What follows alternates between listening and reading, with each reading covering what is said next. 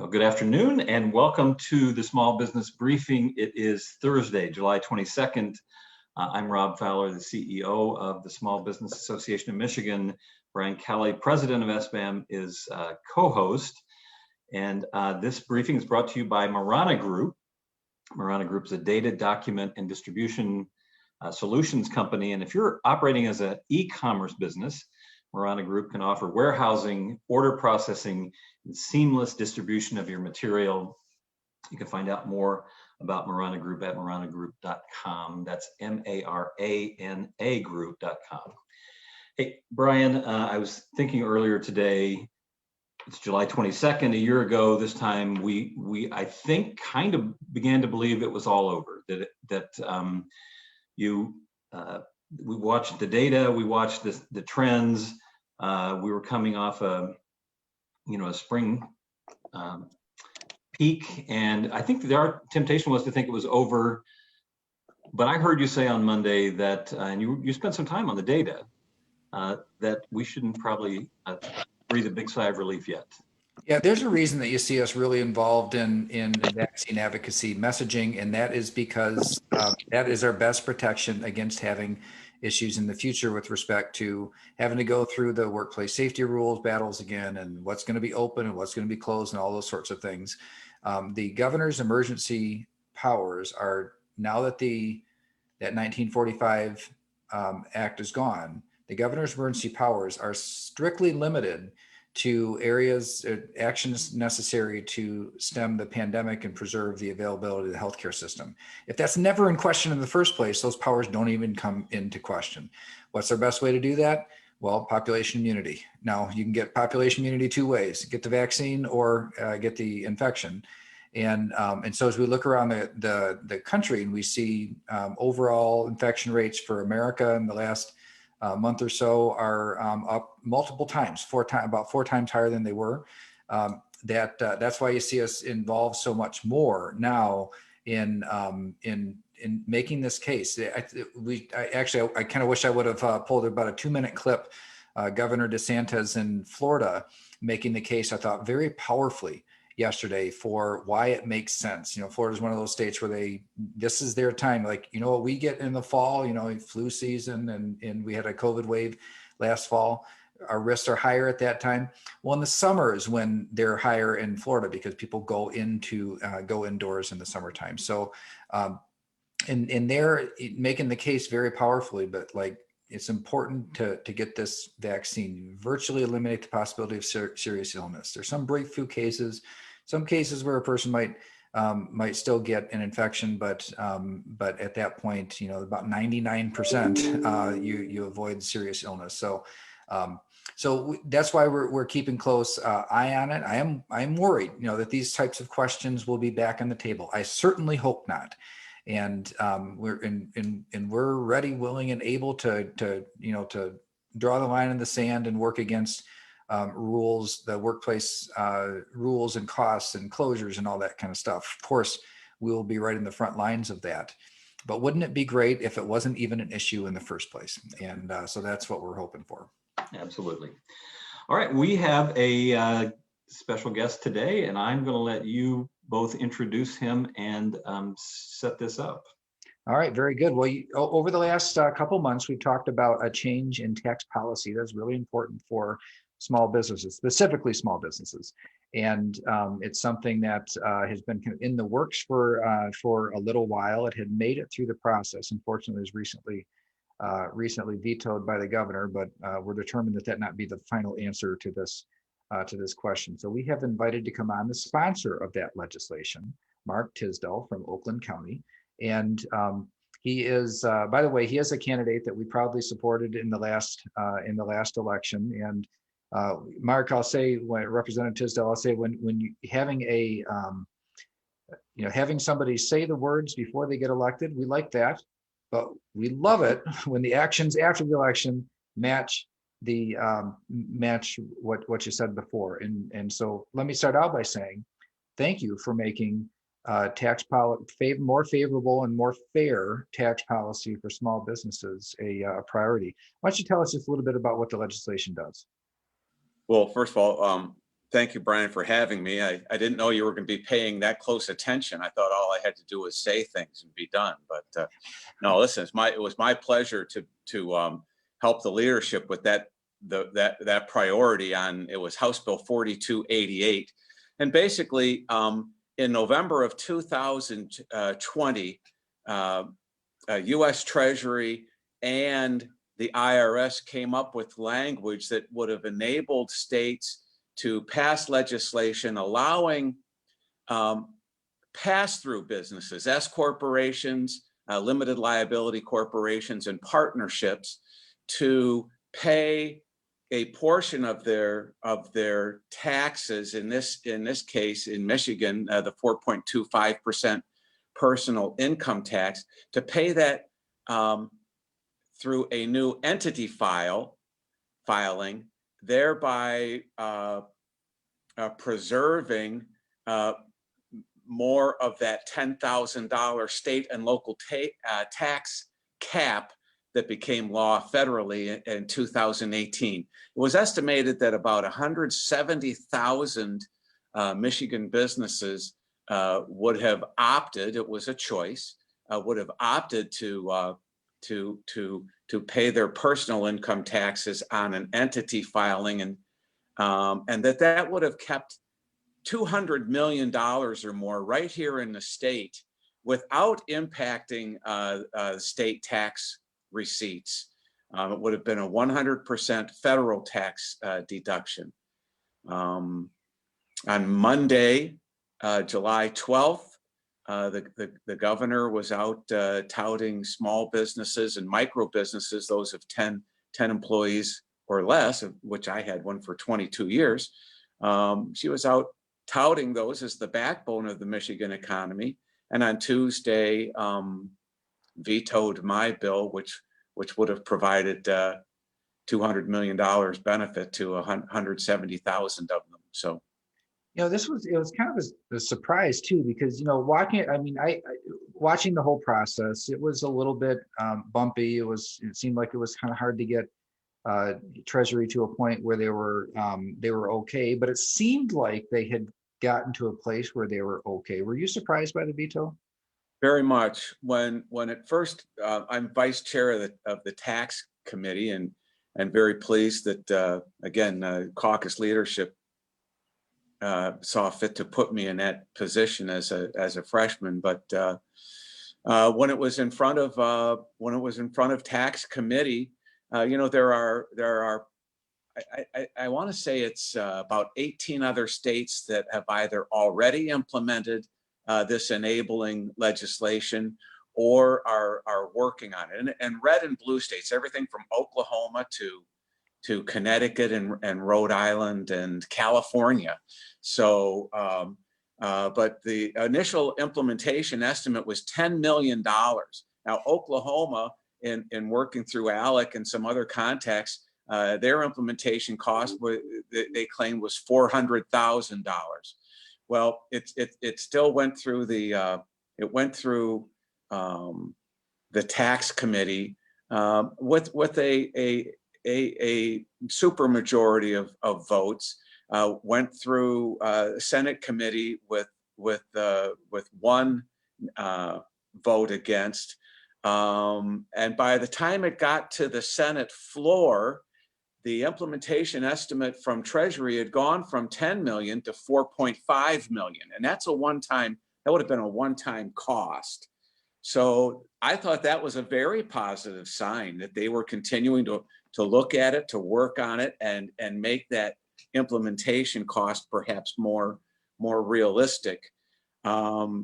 It received 80% or more votes in the House and the Senate, 88 votes out of 110 in the House and 29 votes in the Senate. So it really looked like a clear sailing. And again, Monday, July 12th, she was touting small business and micro business as the backbone, and Tuesday she stepped once more on that backbone with a veto. And I think it's important to underscore too that C corporation, big businesses tend to be, most big businesses are C corporations. They Correct. already file their taxes on a separate return, and all of their state tax liability is deductible on their federal return. For a pass-through company, it's only deductible up to a $10,000 cap, and that includes your local property taxes. I mean, Right. so that $10,000 cap for small businesses really does limit the ability to deduct your state business taxes, which are on your personal return, at the federal level. And so we very much looked at this as a way to level the playing field between the bigger businesses and smaller businesses. The bigger businesses can already do this. Smaller businesses would have an opportunity to have more fair, more even tax treatment as compared to their competitors. So, Representative, I really appreciate you taking the time to spend with us. We'll continue to work alongside you and advancing this. We'd love to give the governor another opportunity to sign. We actually had a call to action among our members, had many hundreds of members that reached out and communicated to the governor, just disappointment with the veto and asking for it to be reconsidered. So thank you for making that a priority, and we'll be committed to seeing it through with you. Well, thank you very much. I appreciate your support and your personal support and efforts during my campaign. Let me assure you that caucus leadership from Speaker Wentworth on down on our side of the Capitol building, 100% committed to getting this done, and they're developing a strategy to hopefully effectively handle that and to leverage. There are 32 Dems voted for it in the House, and apparently the governor didn't feel the need to advise them that she was planning to rip it apart. So, well, it does have strong bipartisan support, and there aren't too many things these days that at least on tax issues, it's pretty hard to get bipartisan support on, and this one has it, and it makes me feel confident that one way or another, find a way over the finish line. Thank you, sir. And thank you to all your members and their hard work out there keeping those Main Street businesses alive. Yeah, appreciate it. Thank you. All right. Thank you, Representative Tisdel, for your support, and look forward to following this issue. Brian, I want to stay in this sort of state public policy lane. We've been talking a lot about the Unemployment Trust Fund and the stress on it during the course of this pandemic. Can you give us an update on where it stands at this point? Yeah, so there was a time when we were really concerned that the trust fund was going to the negative. So you might recall before the pandemic hit, our state was top 5 strongest in terms of the strength of the trust fund. This is the money that employers contribute to that pays for unemployment benefits. And there were so many claims into it, the balance was dropping. But because it had one of the strongest sets, or the strongest balances in the nation, it actually held up. It never did go into balance. It's right now at about $700 million. Was almost $5 billion before, so it's down, but about $700 million. We see that the claims, the outflow of dollars right now is about $17 million per week in benefits. That's come down quite a bit since the work search requirements have come back on. So that is making a difference. Whether or not employers on the ground are seeing a difference in terms of applications and people willing to take jobs. It's not clear that it's big enough to have hit everywhere, but we do see it impacting the unemployment insurance claims. That is starting to drop, maybe 25% or so in the last month. So that's a good sign. There was never a time when there was Title 12 borrowing from the fund. That's the type of borrowing, it's like permanent borrowing, and then they put assessments back on employers. That didn't happen. It doesn't look like it's going to happen, at least not in the foreseeable future. However, in the wintertime, when tourism and construction closes down, at that point, there are more, in the natural cycle of things, there's more outflows and inflows into the trust fund. And so it is somewhat of a question whether or not it hits zero in the winter of 2022. If it does, I think it'll be short term. If the state does have to borrow, there's a different type of borrowing that doesn't result in assessments. You can borrow interest-free from the federal government for very short periods, and then you essentially pay it back in your next quarterly collections. So I'd say overall, you're feeling pretty good about where the trust fund, how the trust fund made it out of the process. That said, it's a long way from a healthy trust fund. The trust fund being at $700 million, you want to at least see it at a point where it can sustain through the seasonal ups and downs in a state like Michigan, because we have big seasonal ups and downs in employment, and it's not quite there yet. So I'm hopeful that our state beats the estimates, because really the last couple of quarters it has beat the estimates. So if that keeps on, maybe it'll be a little bit better than what I think. But overall, I'd say we made it out of the pandemic in better shape than what we would. When I say out of the pandemic, knock on wood. But we've made it through the lowest point of the pandemic without the trust fund dipping into the negative. And maybe just to remind people why we obsess on this one a little bit, this is employer money. This is employer paid entirely. There's no public money, no taxpayer money in this trust fund. And if it goes into the negative, you end up paying more to get it back to and at $5 billion, it was a little hard to imagine what it would take economically to, it was just in such great shape. A global pandemic, I guess, is the answer to what would put it in jeopardy.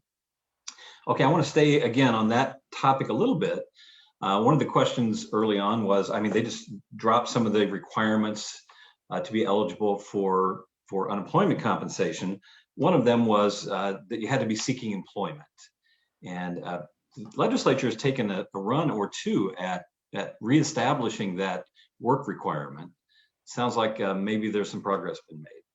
There is. In fact, there was a bill that was signed. So a bill passed by the legislature with bipartisan support. This one was signed by the governor, which requires that those on unemployment register with Michigan Works in order to qualify. So Work Search was added as a requirement before. When was that? It was maybe 6 weeks or so ago. And so throughout most of the pandemic, the requirement to search for work was dropped. You didn't have to do it when you're on unemployment. Work Search came back, but it was just a box you kind of check in your eligibility. It didn't require any kind of verification, any accountability. And so, but even with that, adding that box, it did appear to kind of move some people off unemployment and back into the workforce. And then, but then came the requirement that went through the legislature and is now signed into law, which requires that the applicants not only attest that they're available and searching for work, but to actually register with the Michigan Works Agency, where there will be accountability for who have you applied with and the ability to check. So I think that this actually it's a big step into like normalizing the unemployment system. On September 4th, the federal benefit goes away. So the extra $300 goes away on September 4th.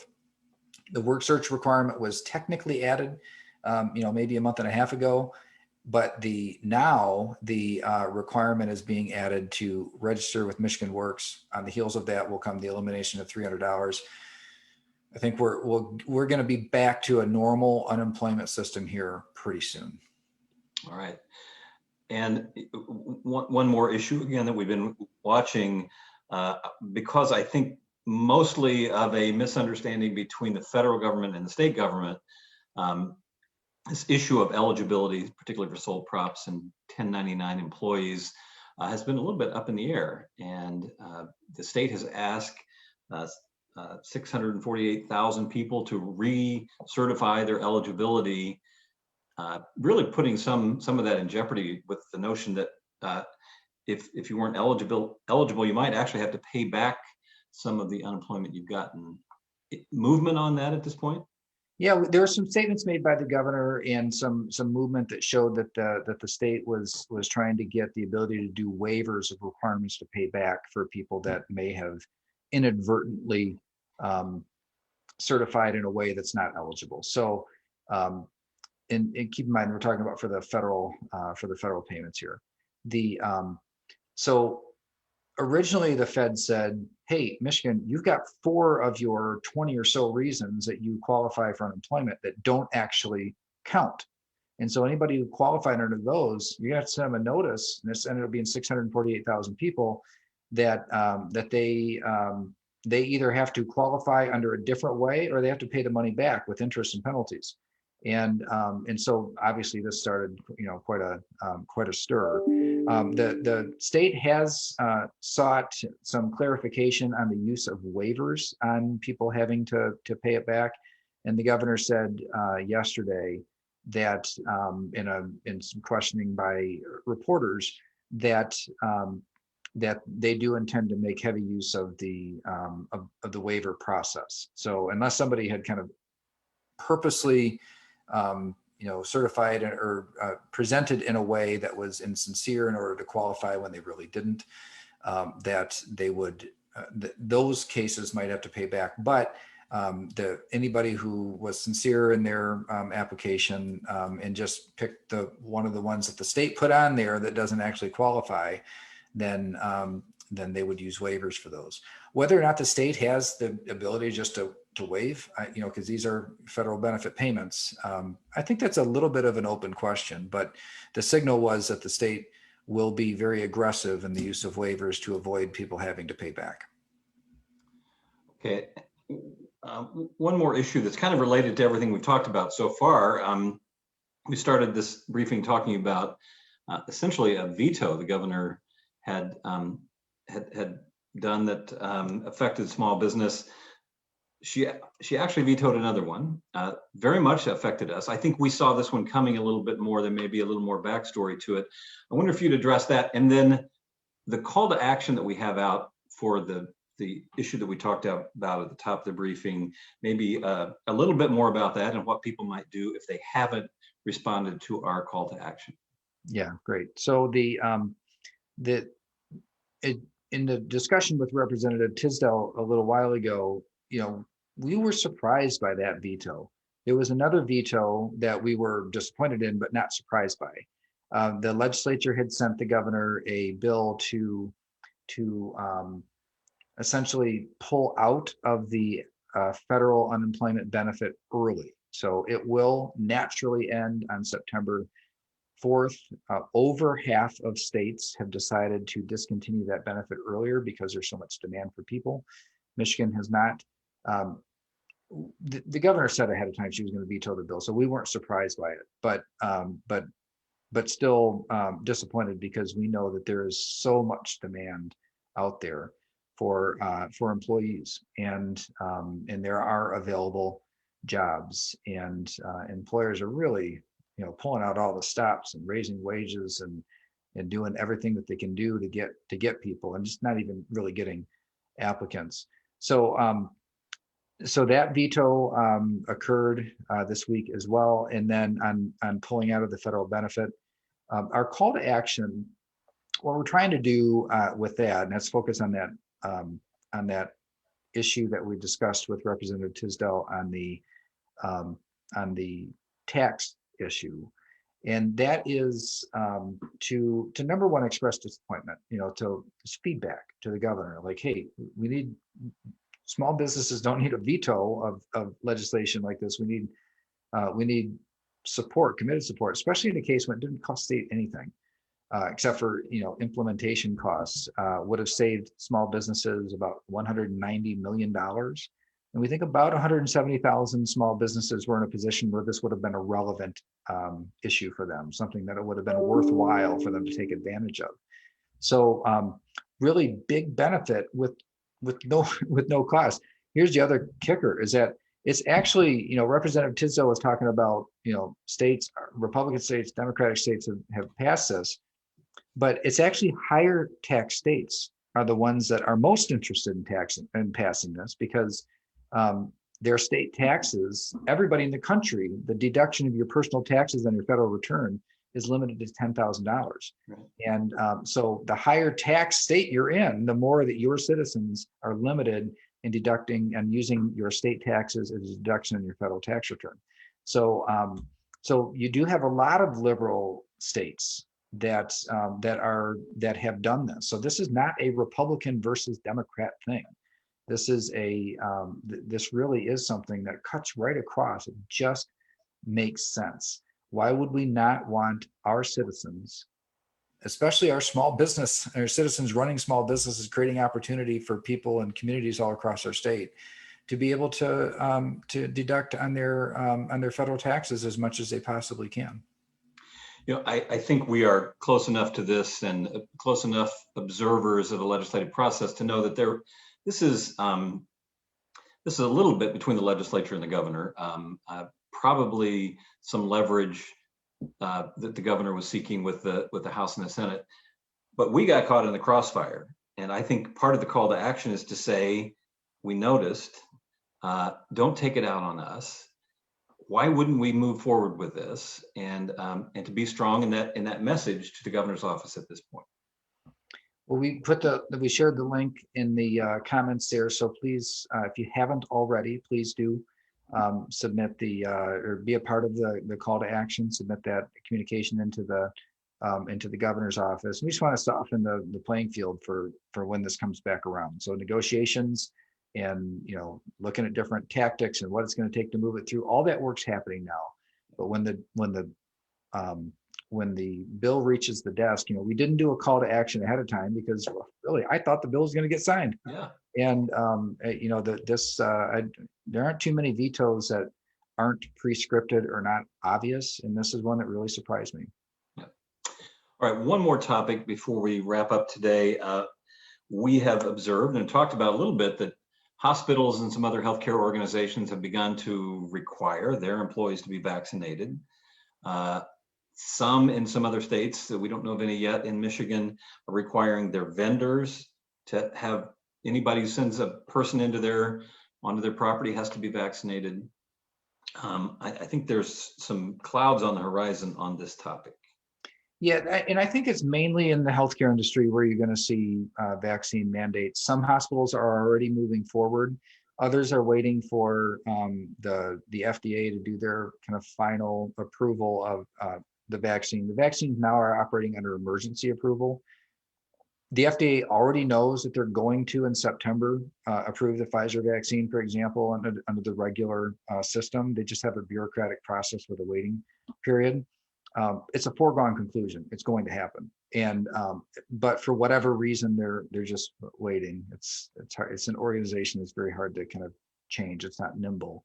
But but what's happening is healthcare systems are either already moving to require it of their employees, or they're going to. Most of them are going to in September when the final FDA approval is kind of like formally adopted, and there's legal reasons why a healthcare system might want to wait until then, but so that's you can kind of could have guessed that would happen, right? A healthcare organization dealing with people that are medically more frail generally would move in that direction. What's a little more concerning, we know of at least one example of where a hospital in a state to the south of us had required or is requiring of their vendors that they prove the vaccination status of the people that are working with them. It's one thing to say, hey, if you come in, you got to wear a mask, but to say, hey, we're not doing business, or you can't come in unless you prove vaccination status.